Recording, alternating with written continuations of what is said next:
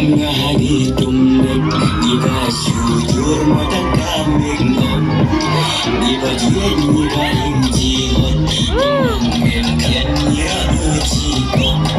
suluh ke jong ji bang kai ba ying wai ba la ben nam ba hon me pu len chao mi mi ngen ngen kum ha po ke sao ya iba i jarna bu iba ka kadang mengaraju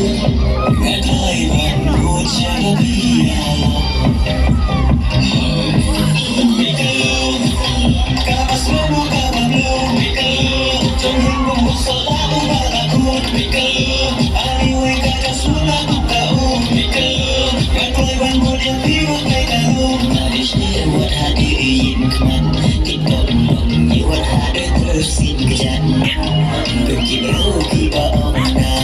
Maksudnya syAllah inakut papa Baru magi Allah akan show di pisau yang lain kata bisu Tapi yang akan bisa senang kalau di ambang ada jalan